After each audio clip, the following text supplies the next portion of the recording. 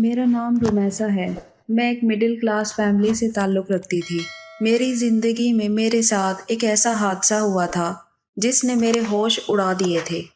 मैं बहुत ज़्यादा खुश थी क्योंकि हर लड़की अपनी शादी से ही खुश होती है। मेरे लिए भी शादी की खुशी बहुत बड़ी खुशी थी।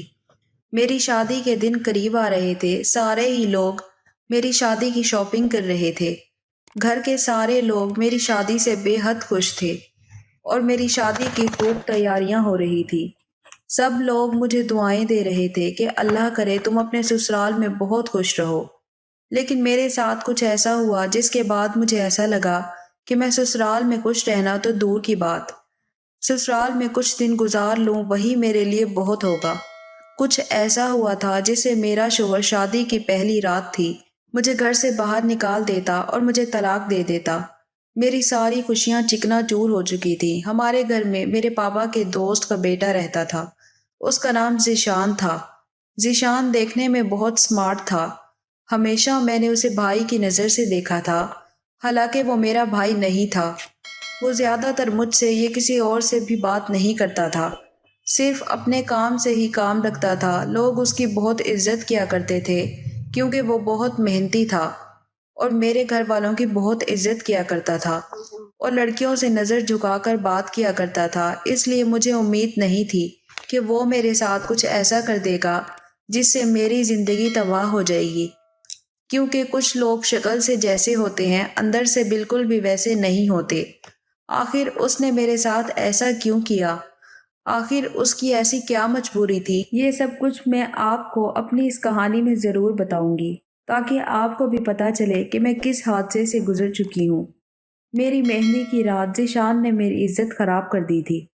उसने मेरे साथ ज़बरदस्ती करने की कोशिश की और जब उसने मुझे बेहाल कर दिया तो उसने मेरी कमर पर सिगरेट से कुछ लिख दिया था। उसे मैं नहीं देख सकी थी पर मुझे बहुत तकलीफ हो रही थी। शादी की पहली रात जब मेरे शौहर ने मुझे देखा और उन्होंने मेरे साथ अपनी मोहब्बत जाहिर की, लेकिन जब मेरे शौहर ने मेरी कमर पर वो अल्फाज लिखे हुए देखे थे जिसे पढ़कर उसके होश उड़ गए थे और वो रोने लगा था। पिछले कुछ दिनों से घर में बहुत ज़्यादा शोर मचा हुआ था क्योंकि मेरी शादी की तैयारियां चल रही थी। मेरा रिश्ता मेरे पापा ने ही अपनी मर्जी से किया था। जिसके साथ मेरी शादी हो रही थी वो सच में बहुत अच्छा था और सब लोगों को ऐसा लगता था कि मैं उसके घर में बहुत खुश रहूंगी।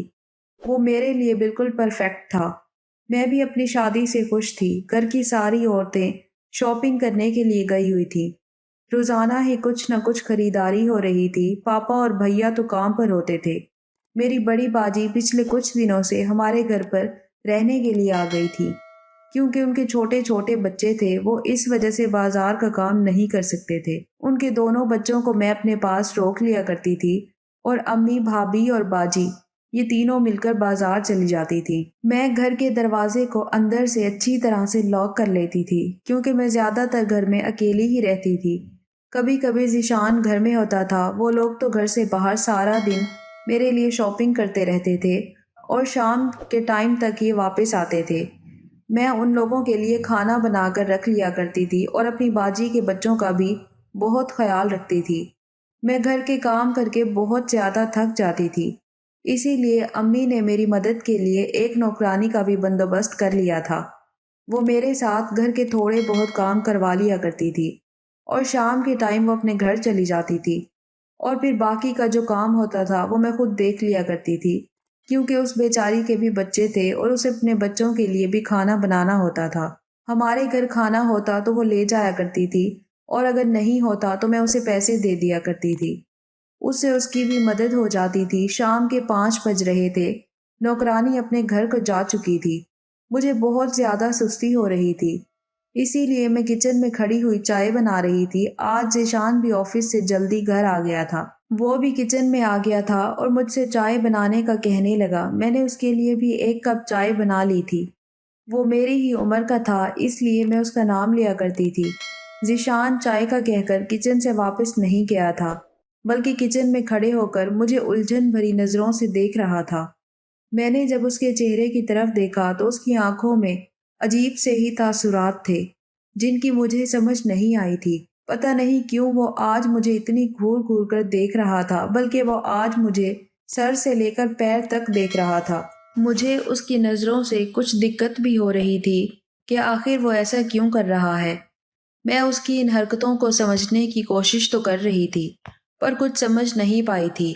ایک پل کو تو مجھے اس کی نظروں سے ڈر لگنے لگا تھا۔ میں نے جلدی سے اپنا اوڑھا ہوا دوپٹہ ٹھیک کیا تھا۔ پتہ نہیں کیوں اس کی نظروں میں ایک عجیب سی بات تھی۔ ایسا آج وہ پہلی بار ہی کر رہا تھا۔ اس سے پہلے تو کبھی اس نے مجھے نظر بھر کر دیکھا تک نہیں تھا، یہاں تک کہ وہ مجھ سے بات بھی نہیں کرتا تھا، جبکہ ہم لوگ تو ایک ہی گھر میں رہتے تھے اور وہ بھی ہمارے گھر میں سالوں سے رہ رہا تھا۔ وہ بڑی گہری بھرپور نظروں سے مجھے سر سے لے کر پیر تک دیکھے جا رہا تھا۔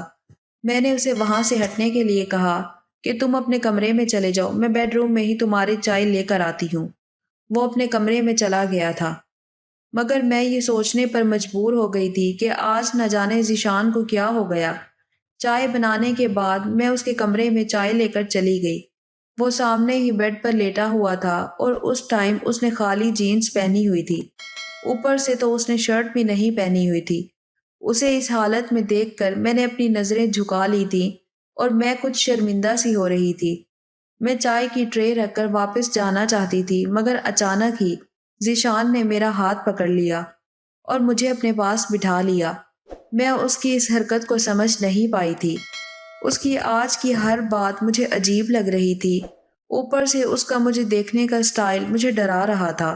پچھلے کئی دنوں سے میں نوٹ کر رہی تھی کہ ذیشان کی حالت بہت عجیب سی ہو گئی تھی۔ وہ ہر ٹائم گمسم سا رہتا تھا اور پتہ نہیں کہاں پر کھویا کھویا رہتا تھا۔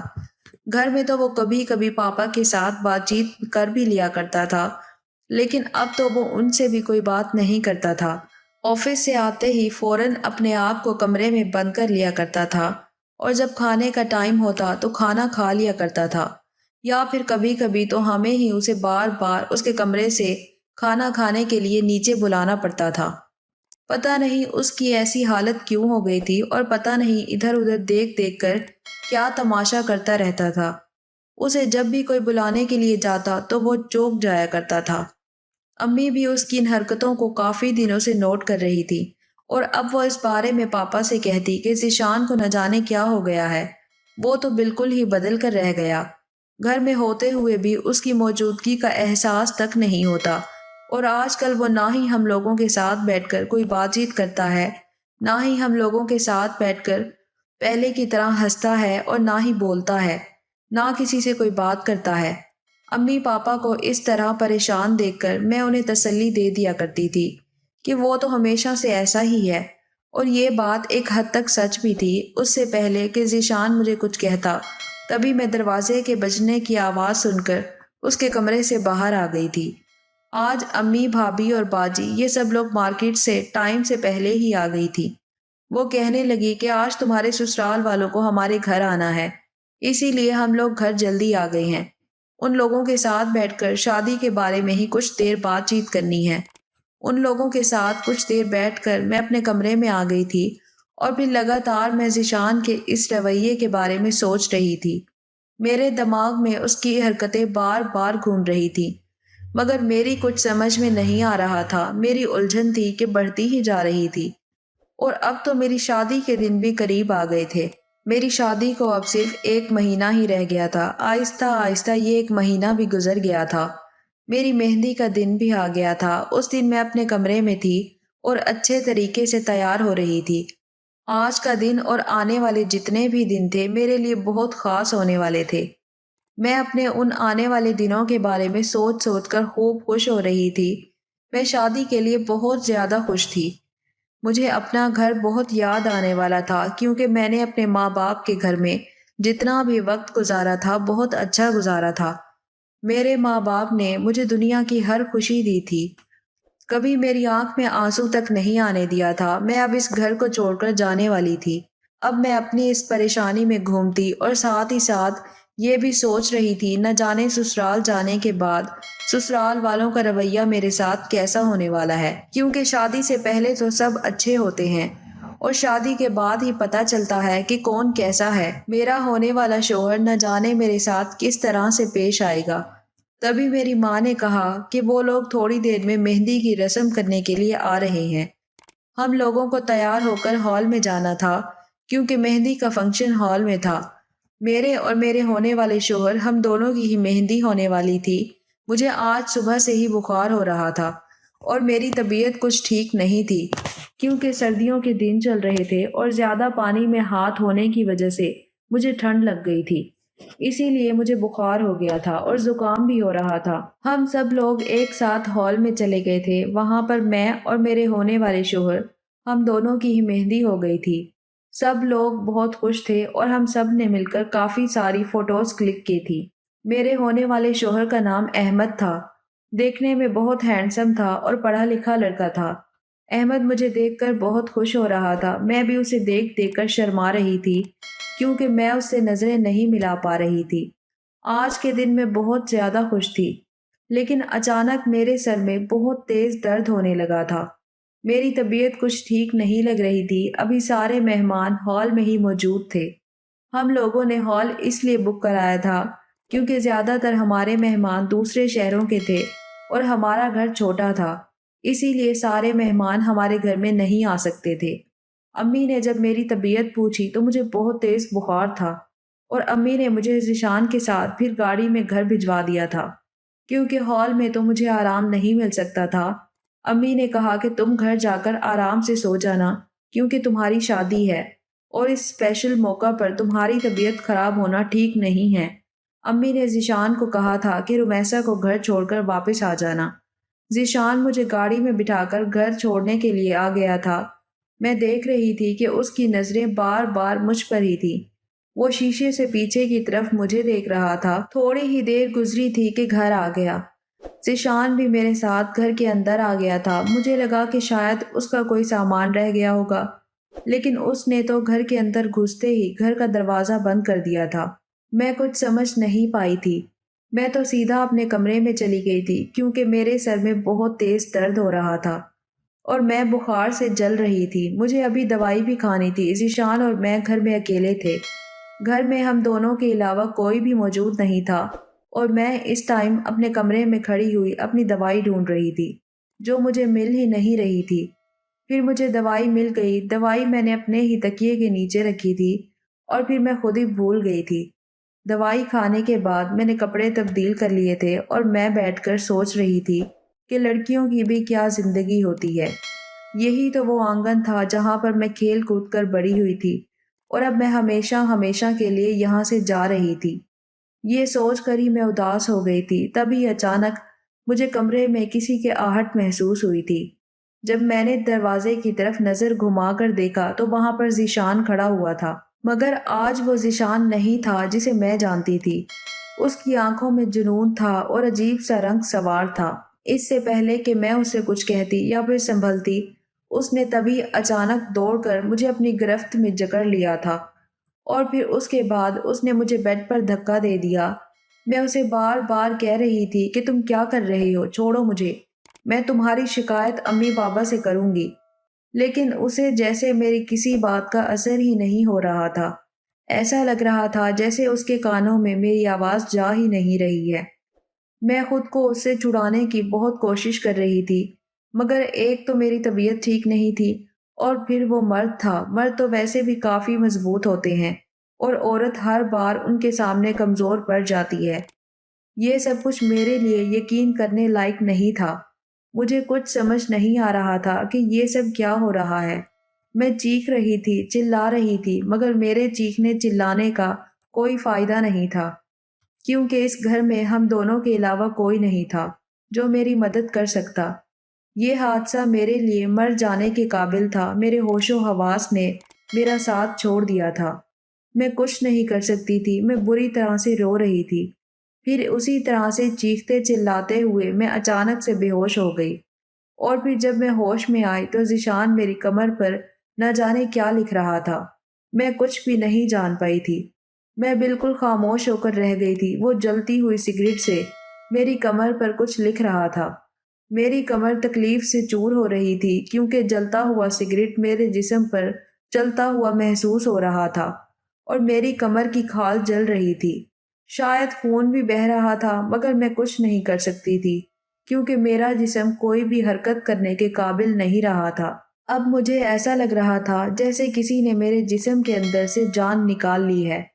میں بالکل بے جان تھی، میں کبھی سوچ بھی نہیں سکتی تھی کہ ذیشان میرے ساتھ ایسا بھی کر سکتا ہے۔ میں بری طرح سے سسک رہی تھی، رو رہی تھی اور تڑپ رہی تھی، مگر جلد ہی میں نے اپنے آنسو پونچھ لیے اور خود پر قابو کر لیا تھا۔ اگر اس بارے میں کسی کو پتہ چل گیا کہ مجھ پر کیا مصیبت گزر چکی ہے تو نہ جانے کیا ہوگا اور میری بدنامی الگ ہو جائے گی۔ اب تو میری شادی ہونے میں بھی زیادہ وقت نہیں ہے اور میرے والدین الگ پریشان ہو جائیں گے۔ میں نے خود کو بڑی مشکل سے سنبھالا تھا اور بستر پر جب میں لیٹی تو میری کمر میں بہت درد ہو رہا تھا۔ تبھی باہر سب لوگوں کے بولنے کی آواز آ رہی تھی۔ ذیشان تو میرے کمرے سے جا چکا تھا۔ شاید سب لوگ گھر واپس آ گئے تھے۔ میں نے جلدی سے اپنے آنسو پونچھ کر اپنے آپ کو نارمل کیا۔ تھوڑی دیر کے بعد امی اور باجی میرے کمرے میں آ گئی تھی۔ جب امی نے میرا چہرہ دیکھا تو وہ حیران رہ گئیں اور بنا کہے ہی سمجھ گئیں کہ مجھے کوئی پریشانی ہے۔ انہیں یہ بھی لگا تھا کہ میری طبیعت خراب ہے، میری حالت اس وجہ سے ایسی ہو رہی تھی۔ انہوں نے میرا چہرہ اپنے ہاتھوں میں تھام لیا اور کہا کہ کیا بات ہے، کیا تمہاری طبیعت زیادہ خراب ہو رہی ہے؟ تم کیوں اتنی اداس لگ رہی ہو؟ اگر ایسا ہی ہے تو کل ہم تمہیں کسی اور ڈاکٹر کو دکھا دیتے ہیں، اس کی دوائی سے تمہاری طبیعت جلدی ٹھیک ہو جائے گی۔ میں نے بہت مشکل سے اپنے آنسو پونچھے تھے اور امی سے کہا کہ کچھ نہیں، میں بالکل ٹھیک ہوں، میں نے دوائی کھا لی ہے اور میری طبیعت بھی ٹھیک نہیں ہے، بس آپ کو ایسا ہی لگ رہا ہے۔ تبھی امی نے مجھے گلے سے لگا لیا اور کہنے لگی، اگر تم آنے والے وقت کی وجہ سے پریشان ہو تو فکر مت کرو، ہر لڑکی کے لیے یہ وقت ضرور آتا ہے، تم ٹینشن مت لو، سب کچھ ٹھیک ہو جائے گا، تم اپنے دماغ پر کسی طرح کی ٹینشن سوار مت کرو۔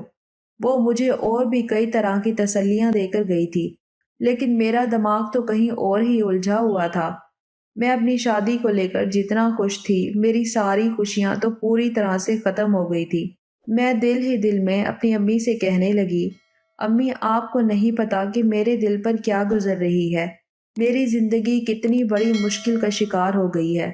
اگر آپ کو اپنی بیٹی کی تکلیف کے بارے میں پتا چلے تو شاید آپ کا دل دھڑکنا بھول جائے کہ آپ کی بیٹی کے ساتھ آپ کے ہی گھر میں کتنا بڑا ظلم ہو چکا ہے۔ تبھی امی مجھے سونے کا کہہ کر وہاں سے اٹھ کر چلی گئیں اور ساتھ ہی ساتھ باجی بھی چلی گئی تھی۔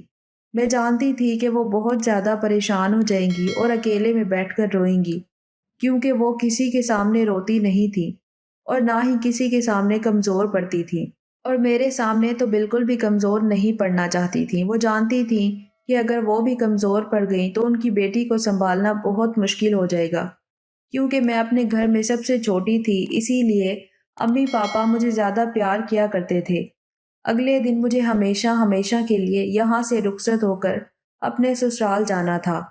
کل تک میرے احساسات بالکل الگ ہو چکے تھے، میں آنے والے وقت کے خیالوں میں کھوئی ہوئی تھی، مگر اب مجھے بار بار ڈر محسوس ہو رہا تھا۔ مجھے ڈر لگ رہا تھا کہ نہ جانے اب کیا ہوگا۔ اگر یہ سب کچھ میرے شوہر کو پتہ چل گیا تو پکا وہ مجھے شادی کی پہلی رات ہی ڈائیورس دے کر گھر سے باہر نکال دے گا، کیونکہ اسے تو ایسا لگتا تھا جیسے میں کنواری ہوں، لیکن اسے کیا پتا کہ میری عزت تو کسی کے ہاتھوں خراب ہو چکی ہے۔ میں ڈرتے ڈرتے دل میں کئی طرح کے خیال پیدا کر رہی تھی۔ شادی کا دن بھی آ گیا تھا، سب لوگ بہت خوش تھے اور سب کے خوش چہرے کو دیکھ کر میری آنکھوں میں بار بار آنسو آ رہے تھے۔ جب میری فیملی کے لوگوں نے دیکھا کہ میری آنکھوں میں بار بار آنسو آ رہے ہیں تو انہیں اس کا مطلب یہ لگا کہ ایسا اسی لیے ہو رہا ہے کہ میں اس گھر کو جو چھوڑ کر جا رہی ہوں۔ کوئی بھی میرے دل کے حال کو نہیں جانتا تھا۔ میں جب بھی ذیشان کو دیکھتی تو مجھے اس سے نفرت ہو رہی تھی۔ دل کر رہا تھا کہ میں اس کو جان سے مار دوں۔ اس نے میری زندگی خراب کر دی ہے، آخر اسے ایسا کر کے کیا ملا؟ میری شادی کی ساری رسمیں ہو چکی تھیں پر میں ایک بھی رسم سے خوش نہیں تھی۔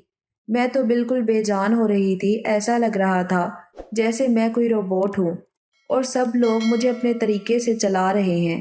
جو جیسا کہتا میں ویسا ویسا کرتی رہی۔ اسی طرح سے میں رخصت ہو کر اپنے سسرال آ گئی۔ جب میں نے سسرال آنے کے بعد اپنے شوہر کے ہنستے مسکراتے چہرے کی طرف دیکھا تو میں نے کئی بار اپنی آنکھوں سے آنسو صاف کر لیے تھے اور ان کو روکنے کی پوری کوشش کی تھی۔ اگر اسے پتہ چل جاتا کہ اس کی بیوی کے ساتھ کیا بیت چکی ہے تو شاید وہ اس طرح سے ہنس نہیں رہا ہوتا، بلکہ دھتکار کر مجھے اپنی زندگی سے نکال چکا ہوتا۔ اور پھر مجھے میری جیٹھانی نے میرے کمرے میں پہنچا دیا تھا، دھڑکتے ہوئے دل کے ساتھ آنے والے پل کا انتظار کر رہی تھی۔ مجھے بہت ڈر لگ رہا تھا کہ اگر میرے شوہر کو پتہ چل گیا تو پتہ نہیں کیا ہوگا۔ تبھی وہ میرے کمرے میں آیا اور میرا ہاتھ پکڑ کر میری خوبصورتی کی تعریفیں کرنے لگا اور کبھی ادھر ادھر کی چھوٹی چھوٹی باتیں کرنے لگا، میری پسند ناپسند کے بارے میں پوچھنے لگا۔ وہ اپنے بارے میں بھی مجھے بتا رہا تھا، لیکن میں تو کچھ بول ہی نہیں پا رہی تھی، میرے دماغ میں تو صرف ڈر ہی بیٹھا ہوا تھا۔ اور پھر آہستہ آہستہ رات گزرتی چلی جا رہی تھی۔ پھر جب اس نے مجھ سے اپنا حق لینے کے لیے میری کمر سے میرے کپڑے ہٹائے تو وہی ہوا جس کی مجھے امید تھی۔ میرے شوہر نے میری کمر پر وہ نشان دیکھ لیے تھے جو ذیشان نے سگریٹ سے میری کمر پر لکھ دیے تھے۔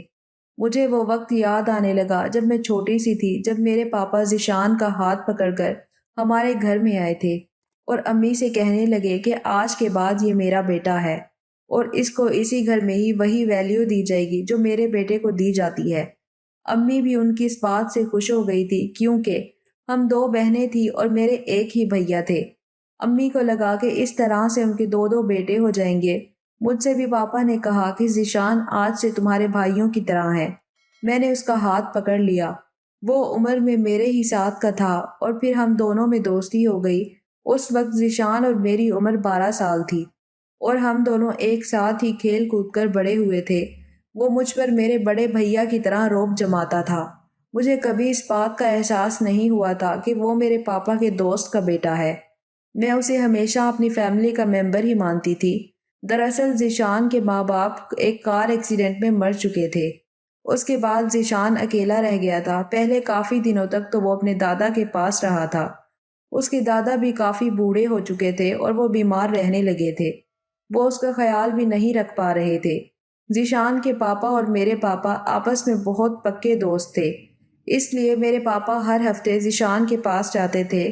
اس کے دادا کہتے تھے کہ بیٹا میں بوڑھا ہو چکا ہوں اور مجھے ہمیشہ اپنے پوتے کی فکر لگی رہتی ہے۔ میرے بیٹے اور بہو تو اس دنیا سے جا چکے ہیں، اگر میں بھی اس دنیا سے چلا گیا تو اس بیچارے کا کیا ہوگا۔ جب ذیشان کے دادا جی نے روتے ہوئے یہ بات میرے پاپا سے کہی تو پاپا کے دل میں ذیشان کے لیے رحم جاگ اٹھا تھا۔ ویسے بھی میرے پاپا کو ذیشان بچپن سے ہی بہت زیادہ پسند تھا اور جب اس کے ماں باپ اس دنیا سے گئے تھے تب وہ اسے ہمارے گھر پر ہی لانا چاہتے تھے، مگر انہوں نے اس کے دادا جی کی وجہ سے اسے اس کے گھر پر ہی رہنے دیا تھا۔ اور اب جب اس کے دادا جی نے ہی میرے پاپا کو رو رو کر یہ بات کہی تو میرے پاپا نے ذیشان کے دادا جی سے کہا تھا کہ آپ کو اپنے پوتے کی فکر کرنے کی ضرورت نہیں ہے، اسے میں اپنا بیٹا بنا کر رکھوں گا۔ یہ میرے دوست کا بیٹا ضرور ہے مگر میں اسے ہمیشہ اس کے باپ کے جیسا پیار دوں گا۔ آپ کو اس کی فکر کرنے کی ضرورت نہیں ہے، میں اس کا خیال رکھوں گا، اسے کوئی تکلیف نہیں ہونے دوں گا۔ کبھی کبھی ذیشان تو اپنے دادا جی سے ملنے کے لیے چلا جاتا تھا، لیکن پھر ایک دن اس کے دادا بھی اس دنیا کو چھوڑ کر چلے گئے اور ذیشان پوری طرح سے اکیلا ہو گیا تھا۔ ذیشان کو پاپا ہمارے گھر لے آئے تھے۔ اپنے دادا کی موت پر وہ بہت زیادہ خاموش رہنے لگا تھا۔ اس کے سارے ہی اپنے اس دنیا سے جا چکے تھے۔ وہ ہمیشہ اداس رہتا تھا اور کھویا کھویا سا رہتا تھا۔ ایسا لگ رہا تھا کہ جیسے اسے زندگی سے دلچسپی ختم ہو کر رہ گئی ہے۔ وقت گزرتا جا رہا تھا، وہ پڑھائی لکھائی میں بھی بہت اچھا تھا اور پھر ذیشان جاب پر لگ گیا تھا۔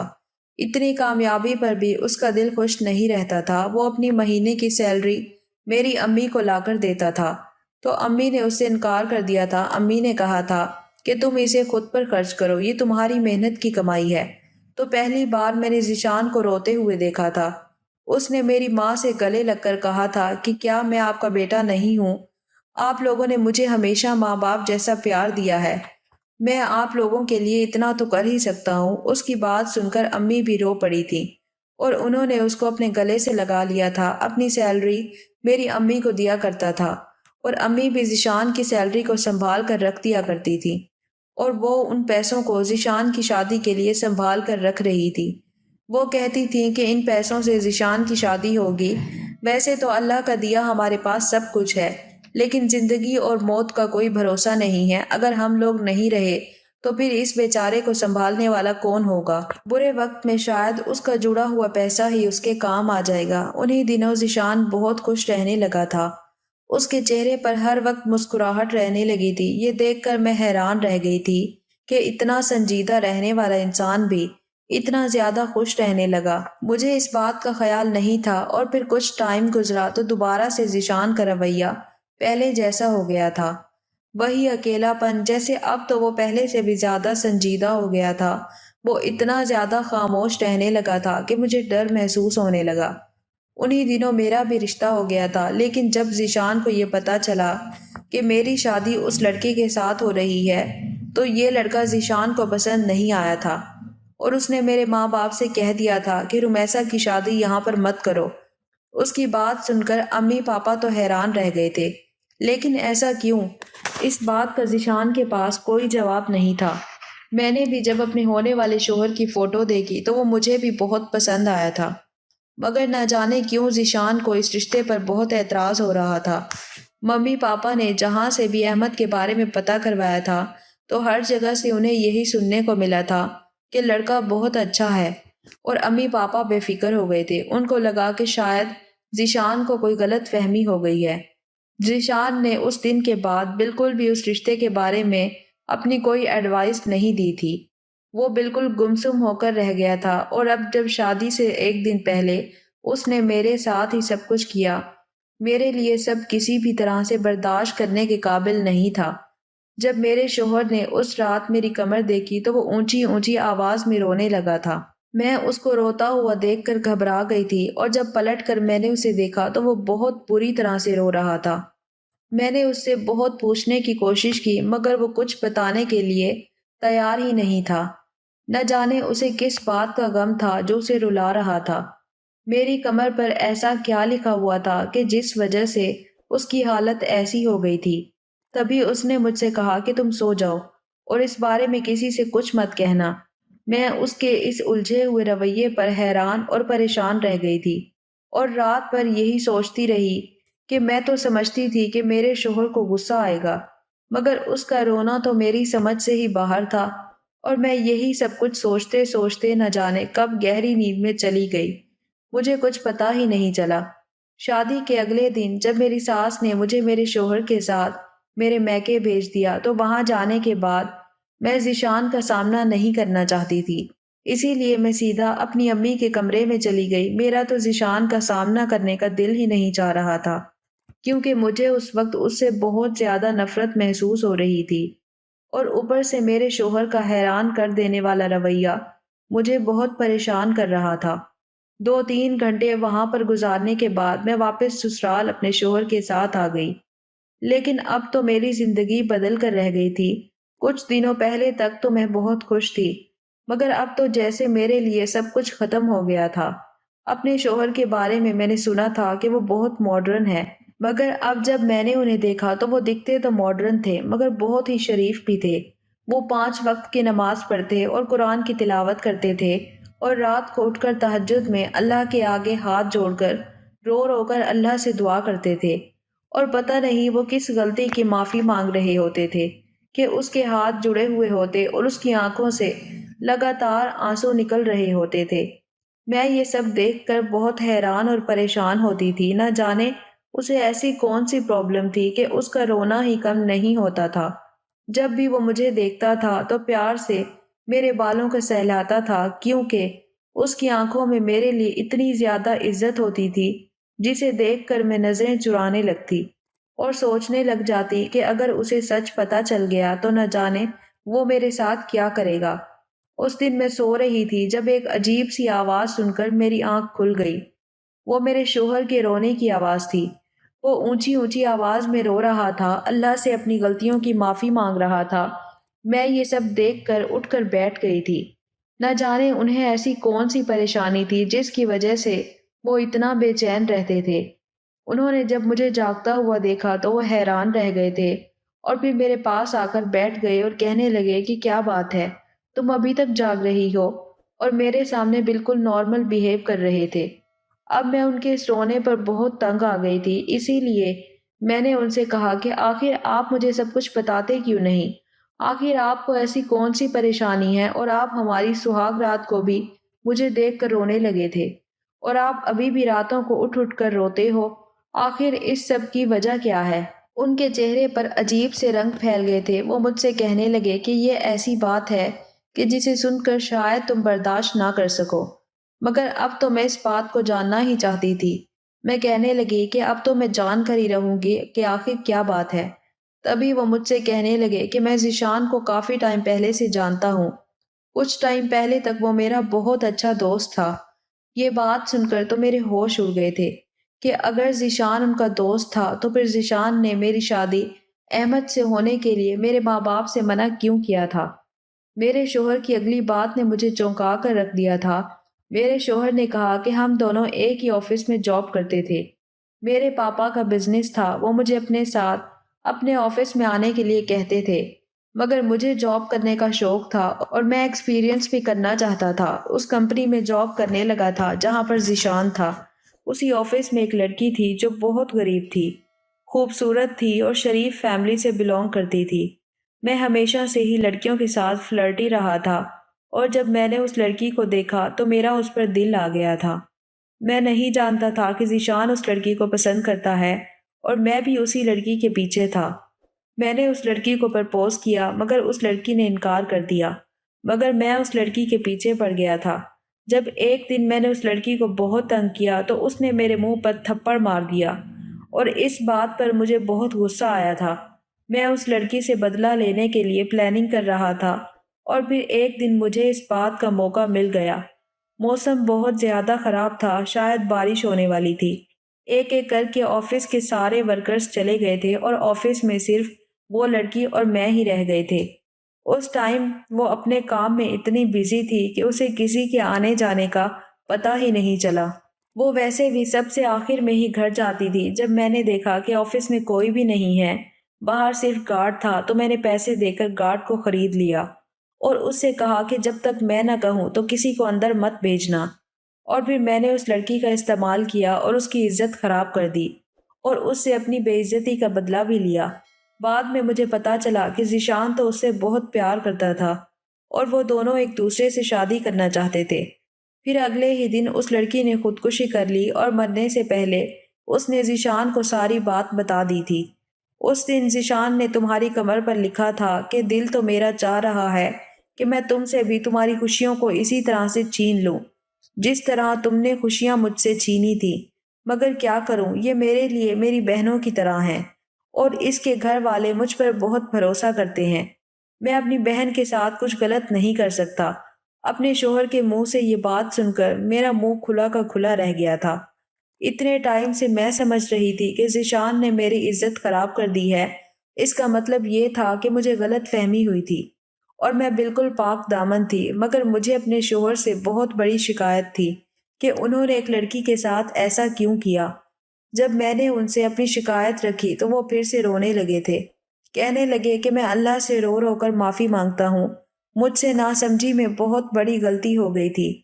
یہ میرے لیے ایک ایسا پچھتاوا ہے جو شاید ساری زندگی میرے ساتھ رہے گا اور میں اپنی اس غلطی پر بہت شرمندہ ہوں۔ تم مجھے معاف کر دو، میں وعدہ کرتا ہوں کہ آج کے بعد ایسا کچھ بھی نہیں کروں گا۔ ان کی بات سن کر میں بھی رو پڑی تھی۔ اب جو ہونا تھا وہ تو ہو چکا تھا اور اب کیا ہو سکتا تھا۔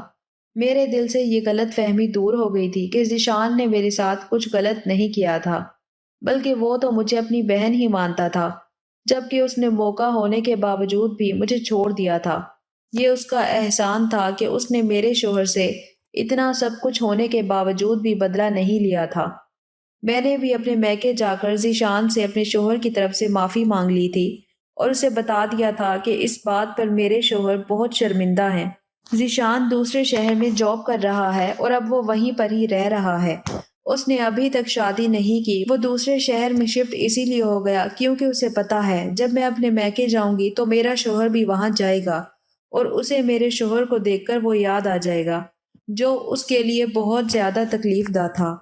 وہ میرے شوہر کا سامنا نہیں کرنا چاہتا تھا اور نہ ہی میرا شوہر ذیشان کا سامنا کرنے کے قابل رہا تھا۔ میری زندگی اپنے شوہر کے ساتھ اچھی گزر رہی ہے، پر میرے شوہر نے جو کچھ ذیشان کے اور اس لڑکی کے ساتھ کیا، آج بھی مجھے اس پر بہت افسوس ہے۔ یہ تھی ناظرین ہماری آج کی کہانی۔ کہانی اگر پسند آئی ہو تو کہانی کو لائک اور شیئر کر دیجیے گا، اور میرے چینل کو سبسکرائب کر لیجیے گا تاکہ مزید اس طرح کی کہانیوں کا نوٹیفیکیشن آپ کو بر وقت ملتا رہے۔ ملتے ہیں ایک نئی ویڈیو کے ساتھ، تب تک کے لیے اپنا خیال رکھیے گا، دعاؤں میں یاد رکھیے گا۔